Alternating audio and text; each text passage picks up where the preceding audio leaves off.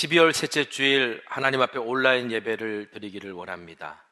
우리가 비록 같은 자리에서 함께 모여서 예배하지 못하지만 이 온라인 예배를 통해서 또 하나님 영광 받으시고 또 동일한 성령께서 우리가 동일한 은혜를 우리 가운데 허락해 주실 줄 믿습니다.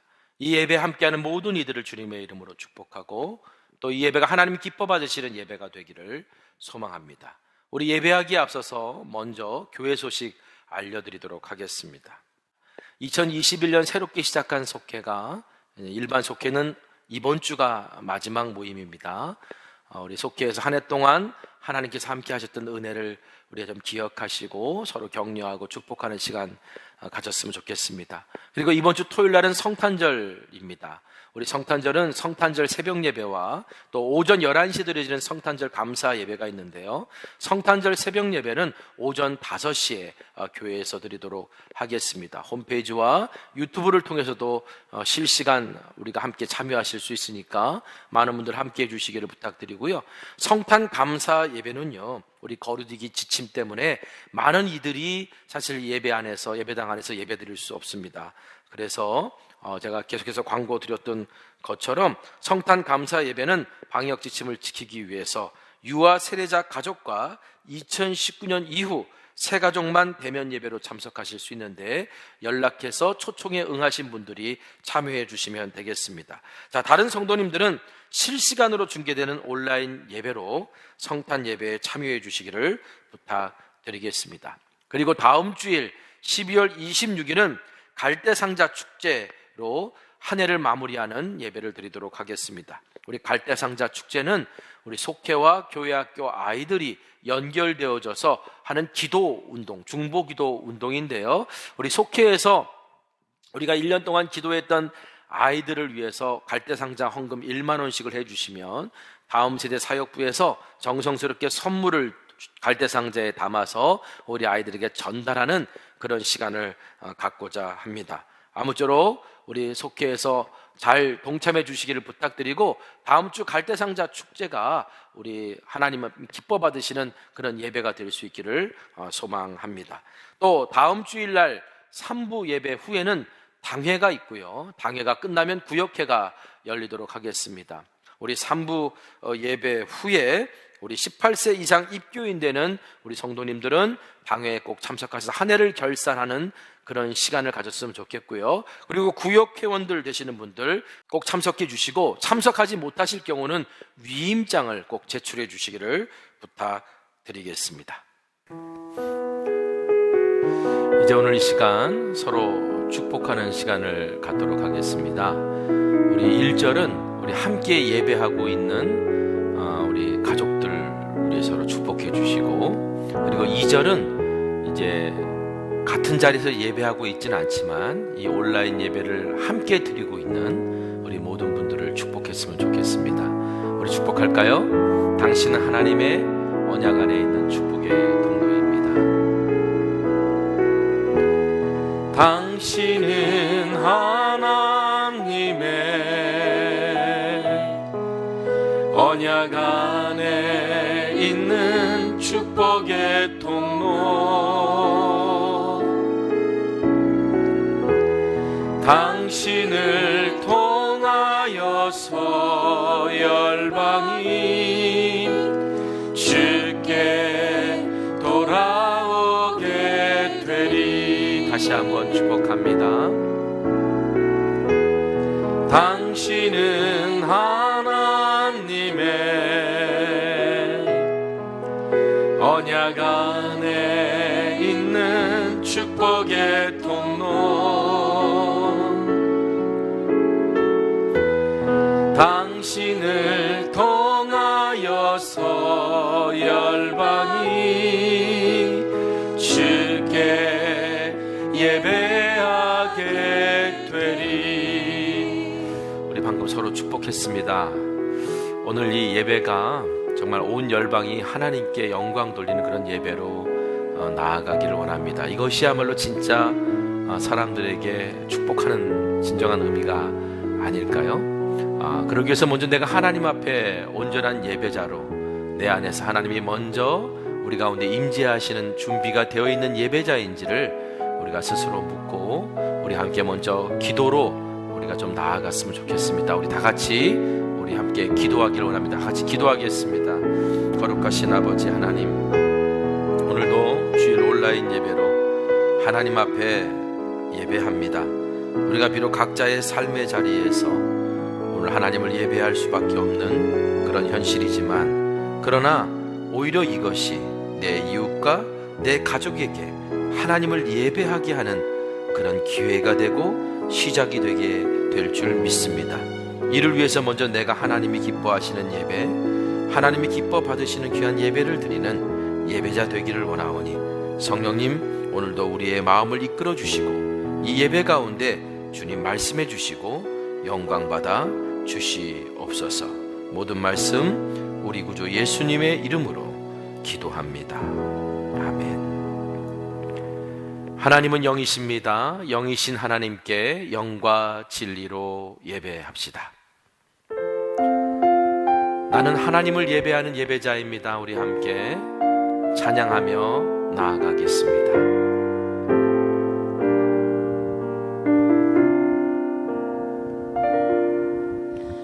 나는 하나님을 예배하는 예배자입니다.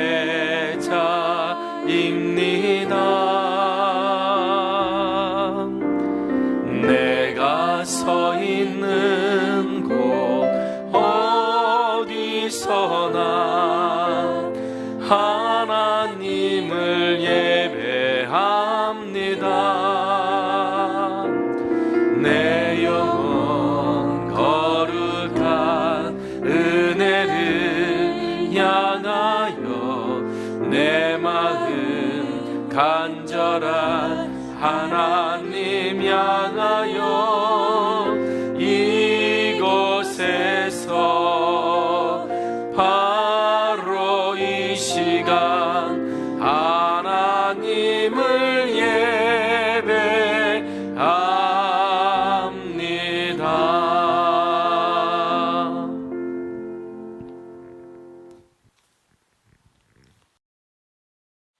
전능하사 천지를 만드신 하나님 아버지를 내가 믿사오며 그 외아들 우리 주 예수 그리스도를 믿사오니, 이는 성령으로 잉태하사 동정녀 마리아에게 나시고 본디오 빌라도에게 고난을 받으사 십자가에 못 박혀 죽으시고 장사한 지 사흘 만에 죽은 자 가운데서 다시 살아나시며 하늘에 오르사 전능하신 하나님 우편에 앉아 계시다가 저리로서 산 자와 죽은 자를 심판하러 오시리라.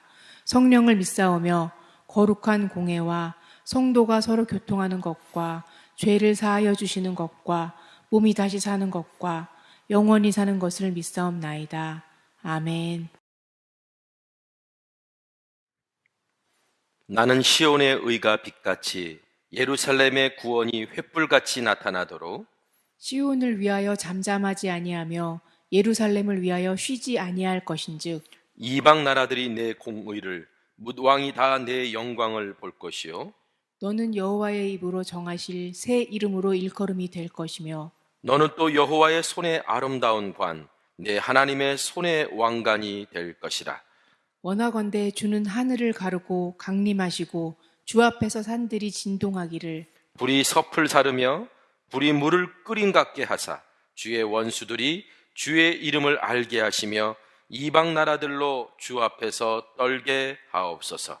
주께서 강림하사 우리가 생각하지 못한 두려운 일을 행하시던 그때에 산들이 주 앞에서 진동하여 싸우니, 주 외에는 자기를 앙망하는 자를 위하여 이런 일을 행한 신을 옛부터 들은 자도 없고 귀로 들은 자도 없고 눈으로 본 자도 없었나이다.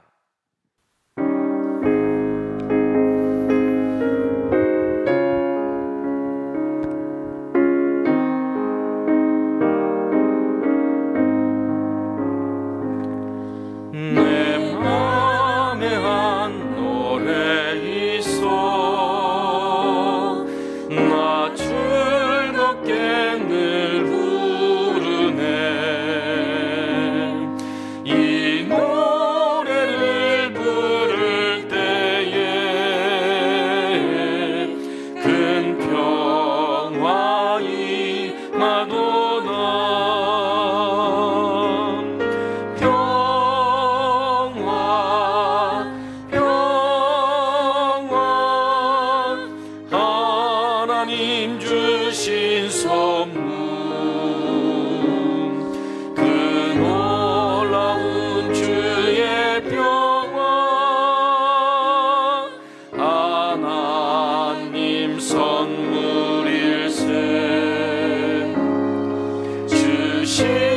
십자가 지심으로 날 구원해 주셨으며 주 예수님 고난마다 나 평화 누리노다. 평화 평화 하나님 주신 선물 그 놀라운 주의 평화 하나님 선물일세. 나 주님께 영광 돌려 참 평화가 넘치도다. 주 하나님 은혜로서 이 평화 누리도다. 평화 평화 하나님 주신 선물 그 놀라운 주의 평화 하나님 선물일세. 이 평화를 얻으려고 주 앞으로 나아갈 때 주 예수님 우리에게 이 평화 주시도다. 평화 평화 하나님 주신 선물 그 놀라운 주의 평화 하나님 선물일세.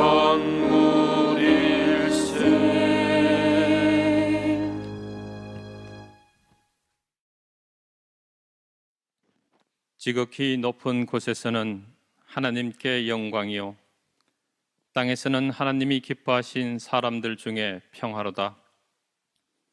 이 땅에 빛으로 오신 주님, 주님의 오심을 기다리며 주님을 경배하며 찬양합니다. 주님의 나라가 이 땅에 임하게 하옵소서. 코로나 팬데믹의 상황 속에 있지만 저희를 눈동자같이 지키시고 보호해 주시는 주님, 주님의 은혜가 아니면 살아갈 수 없음을 고백하며 감사드립니다. 방역 당국과 의료진, 관계자들의 건강을 지켜주시고 지혜와 명철을 주셔서 국민의 생명과 안정을 지킬 수 있도록 도와주시옵소서. 임마누엘의 하나님, 이 땅에 소외되고 빈곤과 억압, 고통과 절망 중에 있는 이들과 육신의 질병과 가정의 어려움에 처한 자들에게 성탄의 큰 기쁨의 선물을 허락하시고 긍휼을 베풀어 주시며 저희 눈에서 눈물을 씻기시고 저희의 고통을 제하여 주옵소서. 내가 여호와를 기다리고 기다렸더니 귀를 기울이사 나의 부르짖음을 들으셨도다. 매일의 삶 가운데 입술의 고백이 응답받게 하시고 갈급한 심령에 나는 생명의 떡이니 내게 오는 자는 결코 줄이지 아니할 터이요 나를 믿는 자는 영원히 목마르지 아니하리라. 영생하도록 솟아나는 샘물을 마시게 하옵소서. 용서의 주님, 이스라엘의 왕이 없었으므로 사람마다 자기 소견에 옳은 대로 행하였던 사사시대처럼 세상의 불의와 타협하고 죄에 대하여 눈을 감고 그리스도인이라는 이름으로 적당한 선에서 적당하게 신앙생활하는 이중적인 삶을 회개하오니 용서해 주시옵소서. 혼탁한 세상에서 교회와 목자와 성도가 성령의 전신갑주를 입고 믿음의 굳건한 반석에 서서 세상 풍파에 요동치 말고 교회가 교회답고 목자가 목자답고 성도가 성도다운 주님이 삶의 기준이 되는 영적인 안목과 통찰력으로 흔들리지 않는 아름다운 삶을 살게 하시옵소서. 사랑의 주님, 꿈꾸며 꿈꾸게 하는 거룩한 샘 성천교회를 향하신 하나님의 계획하심과 뜻이 이루어지길 원합니다. 우리의 자녀들이 하나님의 영광을 위한 분명한 목표를 정하게 하시고 그 꿈을 이루게 하시며 자신만 아는 이기주의적 마음을 버리고 이웃과 더불어 살려고 하는 사랑의 마음을 갖게 하옵소서. 각 기관의 나눔과 섬김과 봉사가 천사의 말을 할지라도 산을 옮길 만한 믿음이 있을지라도 사랑이 없으면 이 모든 것이 소용없다고 하셨사온데 모든 일을 사랑으로 행할 수 있게 하시며 한 해를 마감하는 당회와 구역회 갈대상자 축제 또한 온 성도가 마음을 같이하여 주님이 기뻐하시는 축제가 되게 하옵소서.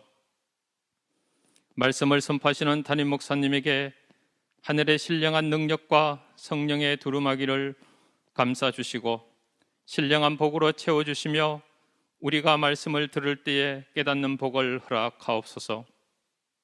하나님, 이 예배가 하나님께서 기쁘게 받으실 만한 예배가 되게 하시고 은혜와 평강을 내려 주옵소서. 감사드리며 이 땅의 평화의 왕으로 오신 예수님 거룩하신 이름으로 기도드립니다. 아멘. 하늘에 계신 우리 아버지여, 이름이 거룩히 여김을 받으시오며 나라가 임하시오며 뜻이 하늘에서 이루어진 것 같이 땅에서도 이루어지이다. 오늘 우리에게 일용할 양식을 주시옵고 우리가 우리에게 죄 지은 자를 사하여 준 것 같이 우리 죄를 사하여 주시옵고 우리를 시험에 들게 하지 마시옵고 다만 악에서 구하시옵소서. 나라와 권세와 영광이 아버지께 영원히 있사옵나이다. 아멘.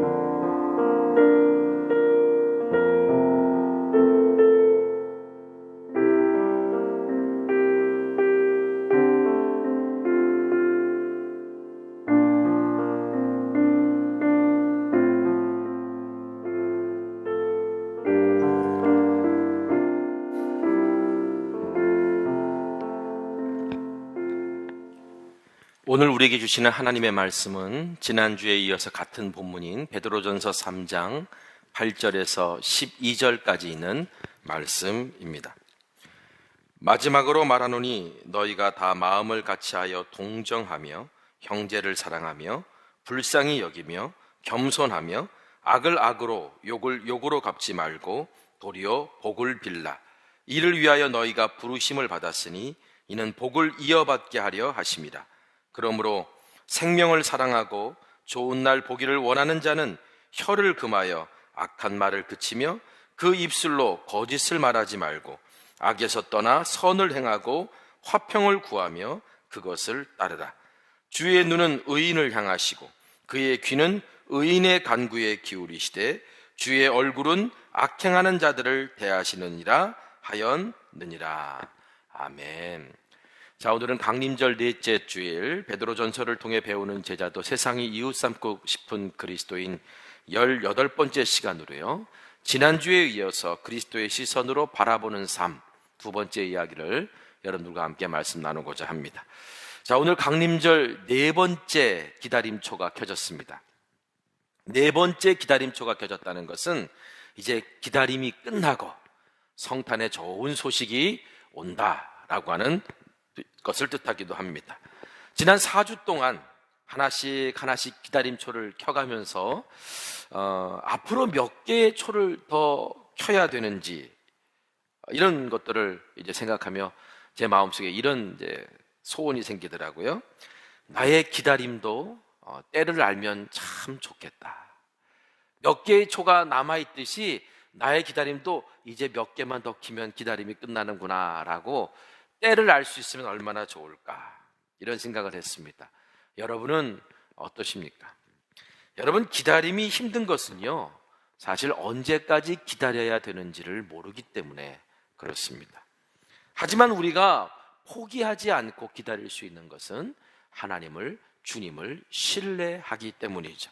그래서 저는 이렇게 생각합니다. 기다림은 지난주에 말씀드렸던 것처럼 바라봄일 뿐만 아니라 신뢰함이기도 하다는 사실을요. 지금 우리는 성탄절을 이제 앞에 두고 있습니다. 메시아가 이 땅에 아기 예수로 오신 그 거룩한 밤에 성탄의 기쁨을 누린 사람들은 누굴까요? 하늘의 별을 보고 메시아가 태어난 징조를 발견해서 멀리 페르시아에서부터 베들레헴까지 별을 쫓아온 동방박사들이었습니다.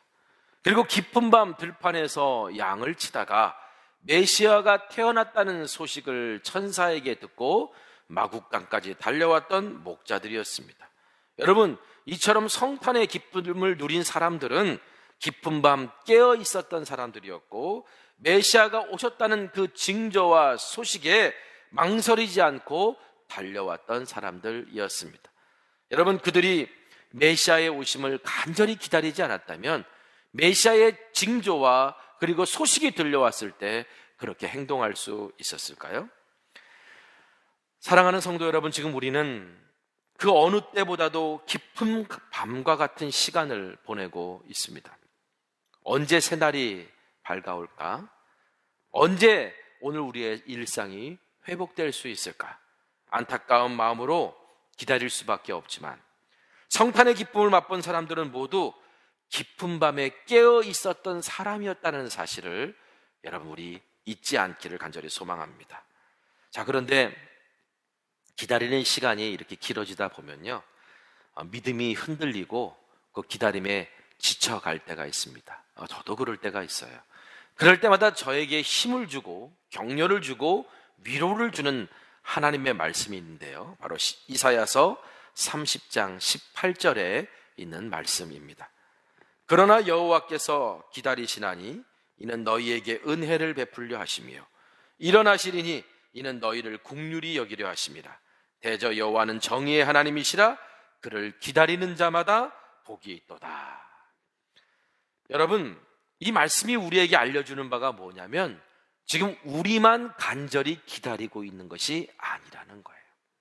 그러나 여호와께서 기다리시나니, 성경은 하나님께서도 기다리고 계시다라고 우리에게 말씀하고 있습니다. 여러분, 하나님께서 왜 기다리시는 걸까요? 할 수 있는 것이 할 수 없는 것이 있어서 그래서 기다리고 계시는 걸까요? 아니죠. 우리 하나님은 전능하신 하나님이십니다. 전능하신 하나님이시라는 것은 못하실 것이 없으신 하나님, 할 수 없는 것이 없으신 하나님이라는 거예요. 그런데 할 수 없는 것이 없으신 하나님께서 도대체 왜 기다리고 계시는 걸까요? 다시 한번 읽어볼까요? 이는 너희에게 은혜를 베풀려 하시며 일어나시리니 이는 너희를 긍휼히 여기려 하심이라 했어요. 다시 말하면 하나님이 기다리시는 이유는 우리에게 은혜를 베풀어 주시기 위해서, 우리에게 긍휼을 베풀어 주시기 위해서 기다려 주신다. 다시 말하면 복 주실 때를 위해 기다리신다. 우리에게 약속하신 복을 허락하시기 위해 기다리고 계신다라고 하는 말씀입니다. 두보의 시 중에 호우 시절이라고 하는 시가 있습니다. 그 호우 시절이라는 말이 뭐냐면 좋은 비는 때를 알고 내린다라는 말이에요. 좋은 비는 때를 알고 내린다. 여러분, 비라는 것이 다 좋지 않잖아요. 비가 적당한 때에 적당량으로 오는 것이 우리에게 좋은 비가 되는 거죠. 그런데 그 좋은 비가 만약에 적당한 때에 오지 않고 너무 많이 오기 시작하고 적게 온다면 그 비는 우리가 좋은 비라고 말할 수가 없죠.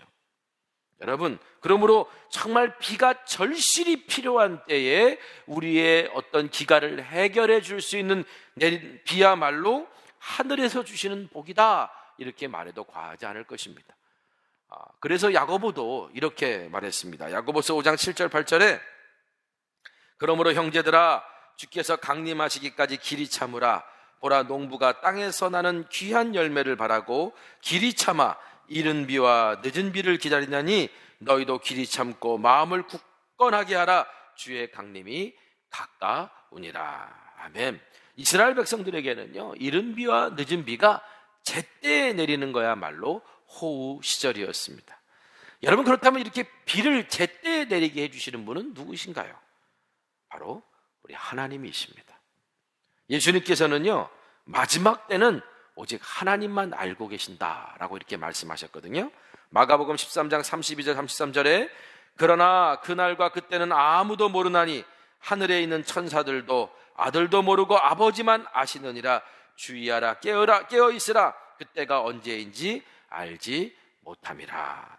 마지막 때는 오직 하나님만 알고 계신다는 그 말씀의 의미는 세상의 모든 때는 결국 하나님이 주관하신다라는 의미이기도 하는 거예요. 그러므로 여러분, 우리는요, 우리에게 복 주시는 때를 기다리고 계시고 그 때를 알고 계시는 하나님을 우리가 신뢰했으면 좋겠고요. 그것을 기다리면서 깨어 기도하고 기대하며 기도하는 저와 여러분 되시기를 간절히 소망합니다. 그래서 이사야서 38절에 어떤 사람이 복 있는 사람이냐? 그를 기다리는 자마다 복이 있도다라고 그렇게 말씀한 것입니다. 자, 오늘 본문 말씀은요, 방향은 같지만 서로의 차이 때문에 방법이 달라서 한 몸이 되지 못하고 갈등하는 성도들, 교회에게 서로의 차이를 어떻게 다루어야 되느냐라고 주신 말씀이라고 했어요. 제가 지난주에 이런 말을 했습니다. 문제는 차이에서 오는 것이 아니라 차이를 다루는 데서 온다. 여러분 기억나시죠? 교회 안에서 일어나는 어떤 그 차이 때문에 생기는 문제는 사실은 맞고 틀림의 문제가 아니에요. 방향이 같기 때문에. 맞고 틀림의 문제가 아니라 조율과 조종의 문제일 때가 훨씬 더 많습니다. 자, 문제는요, 그럼 조율하고 조종하면 되는데 우리가 그 일에 너무 서툴다는 게 문제죠. 왜냐하면 세상적인 일이라는 건 나름대로 다 기준이 있고 처리하는 원칙이 있어요. 마찬가지로 교회 안에서도 기준이 있고 처리하는 원칙이 있는데 그 기준이 우리 주님이셔야 되고 하나님의 말씀이 돼야 되는 거예요. 근데 그 기준이 다 각자의 옳은 소견대로 기준을 갖고 오다 보니까 사실 신앙 공동체 안에서 성도 안에서 조율이 되고 조정이 안 되는 거예요. 자, 어떤 사람이 기타를 치는데 그리고 노래를 부르는데 노래는 잘 불러요. 그런데 문제는 기타가 조율이 전혀 안 돼 있는 거예요. 그래서 이제 요청합니다. 조율되지 않는 기타로 어떻게 노래를 그렇게 잘 부르시나요? 그런데 조율된 기타로 노래를 부르면 더 감동이 올 것 같아요. 자, 조율을 하고 좀 기타를 부르시면 안 될까요? 그랬더니 이 사람 나는 기타를 조율하지 못해요. 여러분, 기타를 조율할 능력이 없어서 기타는 치긴 치는데 내가 노래를 아무리 잘 부른들 여러분 그 노래가 감동이 되겠습니까? 노래는 잘 부르는 것 같은데 조율되지 않은 기타로 부르는 느낌? 저는 이것이 세상이 지금 교회를 보고 있는 느낌 중에 하나가 아닐까라는 생각이 들어요. 그래서 교회가 세상에 감동을 주지 못하는 것은 아닐까. 자, 그래서 오늘 본문에서는요, 우리가 어떻게 서로의 차이를 다루고 조율된 아름다운 소리를 낼 수 있는지를 가르쳐 줍니다. 8절 9절 말씀 한번 볼게요. 마지막으로 말하노니 너희가 다 마음을 같이하여 동정하며 형제를 사랑하며 불쌍히 여기며 겸손하며 악을 악으로 욕을 욕으로 갚지 말고 도리어 복을 빌라 이를 위하여 너희가 부르심을 받았으니 이는 복을 이어받게 하려 하심이라. 자, 너희가 다 마음을 같이하여. 자, 여러분 한 방향으로 가려면 뜻이 같아야 된다 그랬죠? 그러니까 서로의 차이 때문에 방향은 같아도 방법은 다를 수 있어요.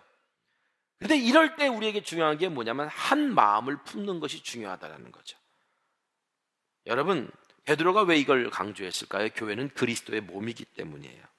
그러니까 서로의 생각이 다르고 차이가 있어도 교회는 함께 지어져가는 존재임을 잊지 않고 성령께서 하나됨을 힘써 지키려고 하는 것이 교회가 되어야 된다는 거예요. 자, 그렇다면 어떻게 해야 마음을 같이 할 수 있을까? 자, 바로 주 안에서 연합할 수 있도록 서로 조율하고 우선순위를 조정해야 된다는 거예요. 자, 베드로는요, 본문에서 그 방법을 자, 이렇게 제시합니다. 자, 먼저 한 마음을 품으려면 서로 동정 어린 마음을 가지고 서로를 불쌍히 여겨야 된다. 동정하며 형제를 사랑하며 불쌍히 여기며 겸손하며. 자, 여기서 동정이 여기는 건 알겠는데 불쌍히 여기며라는 말은요, 이 동정 어린 마음을 감정으로만 끝내지 말고 어떤 식으로든지 상대방의 필요를 채워주도록 노력하라는 거예요. 동정이라는 게 상대방에게서 어떤 그런 안타까운 마음을 느끼는 거잖아요. 근데 그냥 안타까운 마음을 느끼는 것으로 끝나지 말고 불쌍히 여기라는 건 그 상대방의 필요를 채워주라는 겁니다. 자, 그런데 이때 중요한 것이 이러한 행동과 이런 마음을 가질 때 우리의 태도가 자기보다 남을 낮게 여기는 겸손이어야 된다는 거예요. 빌립보서 2장 3절에 아무 일에든지 다툼이나 허용으로 하지 말고 오직 겸손한 마음으로 각각 자기보다 남을 낮게 여기고. 겸손이라는 게 뭐라고요? 자기보다 남을 낮게 여기는 게 이게 겸손이다. 자, 여러분, 나보다 남을 낮게 여기라고 해서 나 자신을 비하하라는 게 아닙니다. 겸손은 자기 비하가 아니에요. 왜 소통의 전문가라고 이제 불리는 그 강의, 아주 정말 뭐랄까 유익한 강의를 정말 재미있게 하는 그런 강사가 한 분 있어요. 김창옥 씨라고, 김창옥 교수. 제가 그분의 강의를 듣다가 이제 들었던 것 같은데 그분이 이런 말씀을 하더라고요. 자존감이 낮은 사람일수록 자존심이 세다. 그런데 자존감이 높은 사람일수록 어떤 나의 잘못을 쉽게 인정하고 또 상대방의 뭔가 상대방에게 신뢰했다는 걸 인정하고 미안해 라고 하는 말을 쉽게 한다는 거예요. 그러니까 자존감이 낮은 사람들은 미안해라는 말을 못 한다는 거예요. 근데 자존감이 높은 사람들은 미안해라는 말을 쉽게 한다는 거죠. 저는 겸손도 마찬가지라고 생각해요. 여러분, 자존감이 높은 사람일수록 더 쉽게 겸손해져요. 그래서 자리에 연연하지 않고요, 자신의 이익에 연연하지 않습니다. 그래서 완전하신 예수님이 세상에서 가장 낮은 자리에 오실 수 있었던 거예요. 리거론 목사님이 이런 말씀했습니다. 겸손은 나 자신을 못나게 생각하는 것이 아니라 자신을 덜 생각하는 것이다. 저는 이 말에 동의해요. 겸손은 자신을 못나게 생각하는 게 아니라 자신을 덜 생각하는 게 겸손이다. 여러분, 자신을 덜 생각하기 때문에 다른 사람을 더 생각해 줄 수 있는 거예요. 그렇기 때문에 어떤 공동체를 연합시키고 어떤 하나 되게 하는 일들을 하는 사람들을 보면 보통 겸손한 사람들이 중심에 있을 때 그 일들을 이뤄내더라고요. 연합이 깨지지 않고 하나 되는 것이 오래가는 것은 겸손한 사람이 리더가 되고 겸손한 사람이 중심에 있을 때 그 모임이 오래가는 것을 볼 수 있습니다. 여러분, 겸손한 사람만이 제대로 된 동정을 할 수 있어요. 내가 어떤 사람을 공감하지 못한 상태로 동정하는 거는요, 그 관계가 오히려 독이 될 수 있고요, 그 동정을 받는 상대방이 그 사람을 향해 무례하다라고 느낄 수가 있어요. 그러니까 공감한다는 게 뭡니까? 그 사람의 처지를 이해한다는 거잖아요. 여러분, 그렇다면 우리가 어떻게 공감할 수 있나요? 무엇보다도 서로를 이해하려고 하는 노력이 있어야 공감할 수 있는 거예요. 여러분, 여기서 중요한 자세도 바로 나를 덜 생각하는 겸손의 자세입니다. 자, 히브리서 4장 15절 말씀 보니까 우리에게 있는 대제사장은 우리의 연약함을 동정하지 못하실 리가 아니요 모든 일에 우리와 똑같이 시험을 받으신 이로되 죄는 없으시로다 그랬습니다. 자, 예수님께서는요 모든 문제의 답이 되신다라고 저는 믿습니다. 자, 그런데 모든 문제의 답이 되실 수 있는 이유가 뭐냐면 우리의 연약함을 다 동정하실 수 있기 때문이라는 거예요. 여러분, 어떻게 예수님께서 우리의 연약함을 다 동정하실 수 있을까요? 우리가 어떠한 시험과 어떠한 고난과 어떠한 어려움을 당해도 예수님의 십자가는요 그 어려움과 그 시험을 다 경험하신 십자가이기 때문이에요. 그래서 우리가 당하는 고난과 어려움을 다 공감하실 수 있다는 거예요. 그래서 예수님은 우리가 어떠한 상황이 있든지 다 공감하실 수 있기 때문에 제대로 된 동정을 해주실 수 있는 거예요. 여러분, 그런데 우리는요, 사실 그렇지 않잖아요. 상대방이 지금 어떤 생각을 하고 있고 어떤 형편에 있고 어떤 처지에 있는지 사실은 다 공감을 못해요. 그렇기 때문에 오늘 우리가 동정하기에 앞서 공감할 수 있는 능력을 키워야 돼요. 이것은 서로의 차이를 이해하려고 하는 마음에서부터 시작돼야 되고, 바로 서로의 차이를 이해하려고 서로 바라보면서부터 우리가 서로 공감할 수 있게 된다는 거예요. 그래야만이 형제사랑, 즉 서로 사랑으로 그리스도의 몸인 교회를 세워나갈 수 있는 겁니다. 근데 문제는요, 우리가 서로를 바라보는데 너무 완전의 시선으로 본다는 게 문제예요. 자, 완전의 시선으로 본다는 건 두 가지 의미라 할 수 있습니다. 첫 번째는 뭐냐면 너무 기대치를 높여놓고 서로를 바라본다는 거예요.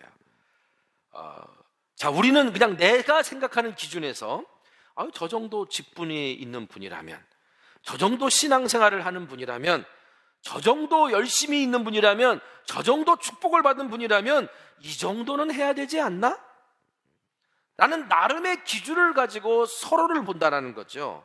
그러다 보니까 그 기대치를 못 채우면 실망할 수밖에 없어요.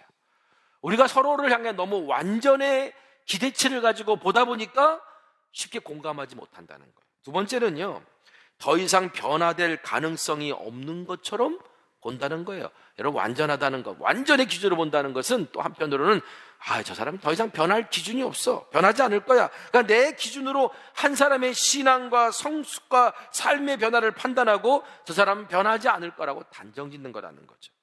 여러분, 만약에 그리스도께서 우리를 이렇게 완전의 시선으로 나를 바라보셨다면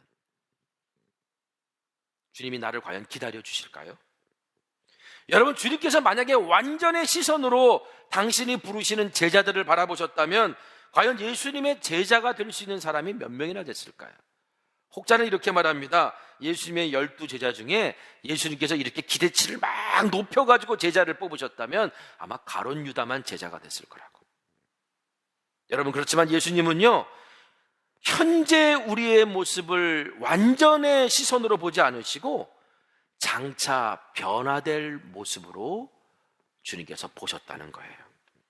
여러분, 아브라함이 완전한 사람이어서 하나님께서 아브라함을 부르시고 복을 약속해 주신 것이 아니에요. 아브라함도 실수가 참 많았던 사람입니다. 여러분, 예수님께서 제자를 부르신 것도 그들이 완전하고 잘나서 부르셨던 것이 아니라는 거예요. 성경을 보면요, 예수님이 베드로를 처음 만나는 장면이 나와요. 베드로의 형제였던 안드레가 베드로를 예수님께 소개합니다. 그때 예수님께서 베드로가 오는 곳을 보고 이렇게 말씀하세요. 요한복음 1장 42절에 예수께서 보시고 이르시되 내가 요한의 아들 시몬이니 장차 게바라 하리라. 예수께서 보시고라 할 때 이 보셨다라는 이 말은요, 그냥 쓱 보셨다, 그냥 얼핏 보셨다가 아니라 그를 깊이 응시하셨다라는 말이에요. 예수님께서 그를 깊이 응시하시고, 지금 현재는 요한의 아들 시몬은 성질도 급하고 또래는 배운 것도 없고 어떤 자기 멋대로 행동하고 하는 그런 부족함과 약점이 있는 것을 아셨지만, 예수님께서는 예수님의 생명이, 성령이 그와 함께 하셨을 때 그가 어떻게 변할지를 보신 거예요. 그래서 예수님께서 베드로에게 뭐라고 말씀하시냐면, 요한의 아들 시몬에게 너는 이제 요한의 아들 시몬이 아니고 게바라고 너를 부르겠다. 게바라는 말은 헬라어로는 번역하면 베드로가 되는 거고요, 이 말은 바위, 반석이라고 하는 뜻입니다. 주님께서 현재의 베드로의 모습을 보지 아니하시고 장차 변화될 베드로의 모습을 보셨기 때문에 베드로를 참고 기다려 주셨잖아요. 여러분, 심지어 베드로가 예수님을 3번이나 모른다라고 부인했던 그 현장에서, 베드로가 예수님을 3번이나 모른다고 부인했을 때 예수님께서 예언하셨던 것은 닭이 울었어요. 그 닭 울음소리와 함께 예수님이 탁 돌아보셨거든요. 누가복음에 보면 그때 베드로와 눈이 탁 마주칩니다. 여러분, 예수님을 3번 부인했던 그 베드로와 눈이 마주치신 예수님, 여러분, 예수님께서 그 베드로를 보고 실망하셨을까요? 아니요. 저는 예수님께서 그때도 베드로를 같은 시선으로 바라보셨을 거라고 믿어요. 누가복음 22장 61절에서 62절 보니까 주께서 돌이켜 베드로를 보시니 베드로가 주의 말씀 곧 오늘 닭 울기 전에 내가 3번 나를 부인하리라 하심이 생각나서 밖에 나가서 심히 통곡하니라. 베드로가 예수님과 눈을 마주치고 난 다음에 밖으로 나가서 심히 통곡해요. 자신의 부끄러운 모습 때문에. 그런데 여러분, 예수님께서 베드로를요, 너 그럴 줄 알았다, 그러면서 원망하는 눈으로, 실망하는 눈으로 베드로를 보셨을까요? 아니에요. 저는 예수님의 이 시선에 동정이 있고 사랑이 있고 불쌍히 여김이 있고 바로 겸손이 있었을 거라고 생각합니다. 베드로도 그 시선을 느꼈기 때문에 자신의 부끄러움을 발견하고 밖으로 나가 엉엉 울며 통곡할 수 있었던 거예요. 여러분, 예수님께서는요, 제자들이 당신을 배신할 줄 알고 계셨어요. 그래서 성경에 보면은 제자들을 사랑하시되, 자기 사람들을 사랑하시되 끝까지 사랑하시겠다라고 작정하셨어요. 여러분, 끝까지 사랑하겠다고 작정하신 거, 이게 아가페 사랑이에요.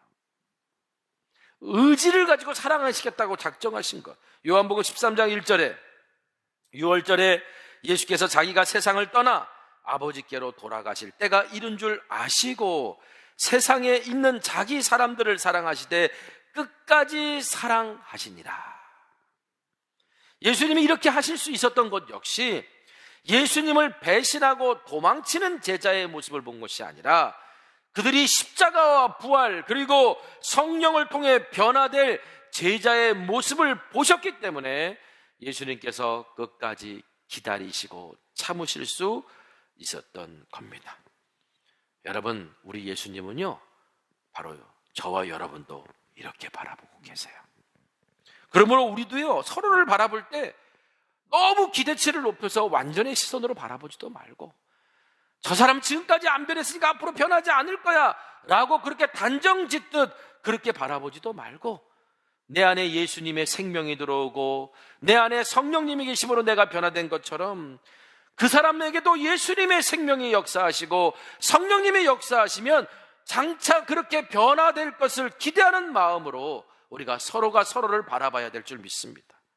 여러분, 이렇게 그리스도의 시선으로 서로를 바라보는 것이야말로 바로 제자도의 출발점이다라고 말할 수 있습니다.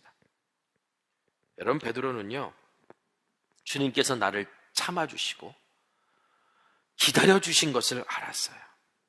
주님께서 참아주시고 기다려주셨기 때문에 내가 요한의 아들로 끝나는 것이 아니라 게바 베드로가 될 수 있었다는 사실을 너무나 잘 알고 있었어요. 그래서 오늘 성경에서도 믿음의 형제 자매들끼리 우리가 서로를 바라볼 때 그리스도께서 우리를 바라보듯이 우리도 그리스도의 시선으로 서로 바라보자라고 그렇게 권면한 거예요. 그렇게 서로 바라보는 관점, 그 모습이 바로 8절 말씀입니다. 마지막으로 말하노니 너희가 다 마음을 같이하여 동정하며 형제를 사랑하며 불쌍히 여기며 겸손하며, 이런 시선, 이런 예수님의 시선으로 바라보자. 그런데 오늘 본문에 보면은요, 바로 이 한 마음을 품기 위해 가져야 되는 이 그리스도인의 시선을 갖는 이 태도가 사실은 부르심과 연결되어 있다라고 베드로가 설명합니다. 9절 말씀 읽어볼게요. 악을 악으로 욕을 욕으로 갚지 말고 도리어 복을 빌라. 이를 위하여 너희가 부르심을 받았으니 이는 복을 이어받게 하려 하심이라. 이를 위하여 부르심을 받았다. 여러분, 여기서 이를 위하여가 가리키는 말이 뭐냐면 이는 복을 받게 하려 하심이라 입니다. 다시 말하면 하나님께서 우리를 부르신 것은 약속하신 복을 상속받게 하시려고 부르셨다라는 거예요. 여러분, 이 복이 뭘까요? 지금 여러분 머릿속에서 이 복은 뭐 아파트야, 뭐 이 복은 좋은 직장이야, 이렇게 생각할지 모르겠지만 여러분, 이 복은 영생입니다. 영생은 그리스도의 생명을 받은 자로서 하나님과 영원히 함께하는 삶을 살아가는 것, 이것이 바로 영생이거든요. 바로 하나님 나라의 삶을 보여주는 것, 하나님과 동행하는 삶을 보여주는 것이 바로 우리의 부르심이라는 거예요. 시편 133편 1절 3절에 이렇게 나옵니다. 보라, 형제가 연합하여 동거하며 어찌 그리 선하고 아름다운 것. 머리에 있는 보배로운 기름이 곧 수염 곧 아론의 수염에 흘러서 그의 옷깃까지 내림 같고 헐몬의 이슬이 시온의 산들에 내림 같도다. 거기서 여호와께서 복을 명령하셨나니 곧 영생이로다. 여러분, 형제가 연합하여 주 안에서 하나가 된 교회의 모습을 보여주는 것이 바로 복을 상속받는 하나님 나라의 공동체, 바로 교회의 부르심이라는 말이에요. 여러분, 그렇기 때문에 지금 우리 안에 생겨져 있는 이 갈등을, 사이 때문에 생기는 어떤 문제들을 악을 악으로, 욕을 욕으로 갚듯하는 것은 부르심에 어긋나는 행동일 거예요. 왜냐하면 이런 행동은요, 결국 극단으로 치닫고요, 극단으로 치닫는 행동은요, 공동체의 평화를 깨고 하나 되지 못하게 하기 때문입니다. 그래서 베드로가 시편 34편을 인용해서 10절 12절 말씀에 이렇게 권면합니다. 그러므로 생명을 사랑하고 좋은 날 보기를 원하는 자는 혀를 금하여 악한 말을 그치며 그 입술로 거짓을 말하지 말고 악에서 떠나 선을 행하고 화평을 구하며 그것을 따르라. 여러분, 아브라함이 복이 되라고 부르심 받은 것처럼 성도는 세상에 축복의 통로가 되라고 부르심 받은 사람들입니다. 그러므로 영생의 복을 우리가 유업으로 얻으려면 사랑과 겸손의 행위를 모범으로 보여줘야 되고 서로를 축복하고 화평을 추구하는 그런 삶을 살아야 될 줄 믿습니다. 여러분, 서로가 서로에게 악을 악으로 욕을 욕으로 갚는 것이 아니라 서로의 좀 장점을 발견해 주고 서로의 마음에 좀 공감해 주면서 서로를 축복하는 언어로 우리의 신앙과 삶이 채워지는 그런 은혜가 있기를 간절히 소망합니다. 그렇게 우리가 화평을 추구하고 마음을 같이 하기 위해 노력할 때 하나님께서 우리의 기도를 들어주시는 거예요. 12절 말씀 볼까요? 12절 말씀에 주의 눈은 의인을 향하시고 그의 귀는 의인의 간구에 기울이시되 주의 얼굴은 악행하는 자들을 대하시느니라 하였느니라 했습니다. 여러분, 성경에서 말하는 의인은 죄가 없는 사람이 아닙니다. 성경에서 말하는 의인은 하나님과의 관계가 샬롬한 사람입니다. 하나님과의 관계가 화평한 사람들을 말하는 겁니다. 여러분, 하나님과의 관계가 화평한 사람들은 마땅히 뭐예요? 내 공동체와 내 이웃과의 관계도 화평할 수밖에 없습니다. 이런 사람들이 모여서 합심하여 기도하면 기도에 응답해 주신다라고 성경은 우리에게 약속하고 있는 거예요. 마태복음 18장 19절, 진실로 다시 너희에게 이르노니 너희 중에 두 사람이 땅에서 합심하여 무엇이든지 구하면 하늘에 계신 내 아버지께서 그들을 위하여 이루게 하시리라.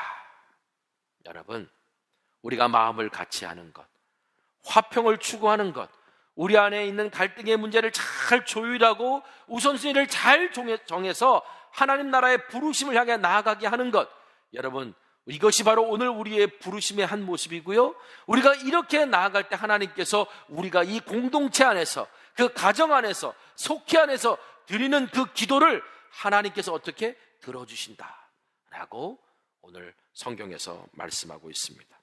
사랑하는 성도 여러분, 아브라함이 가나안 땅에서 나그네여 이방인이었음에도 불구하고 가는 곳마다 존경과 사랑을 받을 수 있었던 것은 그를 통해 하나님의 복이 흘렀기 때문입니다. 아브라함이 그렇게 살 수 있었던 것은 그의 시선이 늘 하늘을 향해 있었고 하늘의 관점으로 이 세상에서 살았기 때문입니다. 여러분, 우리의 서로의 차이를 그리스도의 시선으로 바라볼 줄 아는 저 여러분 되시길 바랍니다. 하늘의 관점으로 봅시다. 하늘의 관점으로 세상을 보고 나를 보고 서로를 봅시다. 그러면 우리가 각자의 맡은 자리에서 가지고 있는 은사대로 세상을 향한 축복의 통로로 쓰임받게 될 줄 믿습니다. 세상을 향해 복을 흘려보내는 축복의 통로가 되는 존재들이야말로 바로 세상이 이웃 삼고 싶은 그리스도인이 될 겁니다. 올 한 해를 우리가 마무리해 가면서 성탄을 우리가 기다리고 준비해 가고 있는데 우리의 하나됨이 되지 못한 것이 어떤 것이 있는지, 우리가 서로를 공감해주고 함께 긍휼히 바라보고 있지 못하는 것이 어떤 것이 있는지 함께 돌아보면서 이번 주에 모이는 이 마지막 속회에도 서로를 축복하고 서로를 격려하고 서로의 장점들을 이야기해주고 새로운 한 해를 기쁨으로 맞이할 수 있는 믿음의 공동체. 우리 가정 안에서도 서로의 장점을 이야기해주고 서로의 발전된 모습을 말해주면서 서로를 축복하면서 새로운 한 해를 시작할 수 있는 우리 모두가 되기를 간절히 소망합니다. 오늘 말씀 붙들고 함께 기도하기 전에 우리 함께 찬양했으면 좋겠습니다. 주님은 먼저 하나님과 우리의 막힌 담을 허셨습니다. 그리고 그 사랑으로 말미암아 우리로 하여금 서로에게 막힌 담을 헐라고 우리에게 명령하고 계십니다. 여러분, 우리는 각자 차이가 있는 사람들입니다. 근데 서로가 서로를 공감하지 못하고 서로가 서로의 사정을 헤아리지 못해서 때로는요, 그것 때문에 갈등하고 아파할 때도 있습니다. 정말 서로 사랑을 주고받아야 되는 가족 안에 가족끼리 더 많은 상처를 주고받기도 합니다. 오늘 우리가 구하고 바라는 것은 오늘 사도 베드로가 어떻게 마음을 같이해서 함께 나아갈 수 있는 가르친 그 권면대로 주님의 시선으로 주님의 관점으로 우리가 서로를 바라보고 변화되어져가는 소망을 가지고 우리가 서로를 대하기를 원합니다라는 마음 가지고 우리가 함께 이 찬양과 함께 기도했으면 좋겠습니다. 주는 평화 막힌 담을 얻어오셨네. 주는 평화 막힌 담을 모두 얻으셨네. 주는 평화 우리의 평화 주는 평화 주는 평화 막힌 담을 모두 얻으셨네. 주는 평화 우리의 평화 염려 다 맡기라 염려 다 맡기라 주가 돌보시니 주는 평화 우리의 평화 염려 다 맡기라 주가 돌보시니 주는 평화 우리의 평화. 오늘 제가 우리가 서로 기도할 때 지금 내 안에 깨어져 있는 관계가 있습니까? 내 안에 상처받은 마음이 있습니까? 내 안에 누군가를 향해 닫혀진 마음이 있습니까? 오늘 그리스도께서 모든 담을 허무셨던 것처럼 나도 그리스도의 시선으로 서로를 바라보고 나를 바라보고 세상을 바라보므로 오늘 우리 안에 막혀진 담을 조금씩 헐어가기를 원합니다. 오 하나님, 오늘 내 의지만으로는 안 되오니 내가 정말 그리스도의 시선으로 겸손한 자세로 서로를 바라보고 나를 보고 세상을 볼 수 있도록 주님 나를 견인하여 주시옵소서라고 오늘 이 시간 우리 함께 기도하겠습니다. 거룩하신 아버지 하나님, 오늘 말씀을 통해 오늘 사도 베드로가 서로의 차이 때문에 갈등하고 아파하고 그것이 조율되지 못하고 조정되지 못하는 이들을 향해 먼저 그리스도의 시선으로 바로 동정과 서로 사랑과 불쌍히 여김과 겸손의 자세로 서로를 바라보면서 하나가 되는 것, 화평을 추구하라고 우리에게 권면하고 있습니다. 오 하나님 아버지, 오늘 우리가 오늘 우리가 주님 앞에서 우리가 그 마음을 다스림 받지 못해서 그리스도도 바로 나를 기다려주시는 시선으로 나를 기다려주시며 바라보셨는데 하물며 우리가 서로를 기다려주지 못하고 서로를 공감해주지 못하고 동정해주지 못해서 오 하나님 아버지, 우리의 삶에 갈등이 증폭되어지고 우리 안에 있는 담들만 서로 높아져가는 그런 일들이 반복되고 있는 우리의 불쌍함과 연약함을 하나님 용서하여 주시옵소서. 이제 오늘 사도 베드로가 제자도라는 것은 그리스도의 시선으로 바라보는 것이라고, 주님께서 나를 보셨듯이 나도 상대방을 바라보는 것이라고 오늘 우리에게 가르쳐 주셨는데, 주여 우리의 눈동자가 서로를 향해서 바로 그리스도의 시선으로 그가 변화될 것을 바라보고 우리가 함께 할 것을 바라보며 나아갈 수 있도록 하나님 함께 하셔서 이 주님의 몸된 공동체가 아버지 세상을 향한 축복의 통로로, 사람들이 이웃 삼고 싶은 교회로 그렇게 나아갈 수 있도록 하나님 오늘 나를 사용하여 주시옵소서. 모든 말씀 예수님의 이름으로 기도합니다. 아멘. 거룩하신 아버지 하나님, 오늘 강림절 넷째 주 성탄을 기다리며 그리스도의 시선으로 서로를 바라보는 제자도의 삶을 살자고 서로 격려하고 축복했습니다.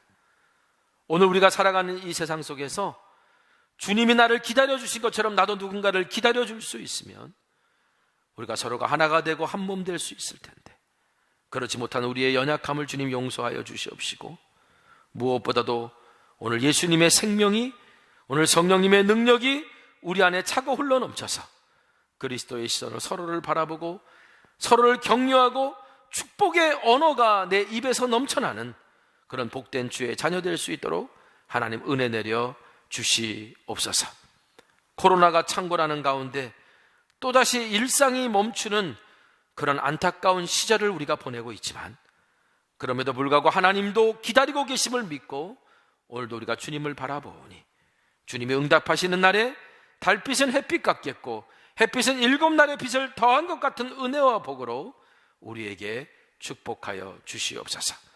오늘도 주 앞에 드려진 귀한 예물을 주님께서 기억하시고 이것이 하나님 나라를 위해 드려졌사오니 열매 맺을 때 하나님 나라의 법칙대로 30배, 60배, 100배로 열매 맺게 하옵소서. 지금은 우리 주 예수 그리스도의 크신 은혜와 하나님 아버지의 무한하신 사랑하심과 성령님의 감화 감동 역사 충만 교통 내주하심의 은혜와 은총이 그리스도께서 나를 보셨던 그 시선으로 나도 나를 보고 이웃을 보고 세상을 보기로 결심한 제자도의 삶을 살기로 결단한 주의 자녀들 위해 지금부터 영원까지 함께하여 주시옵기를 우리 구주 예수님의 이름으로 축원합니다. 아멘. 오늘 말씀 기억하시면서 함께 찬양하기를 소망합니다.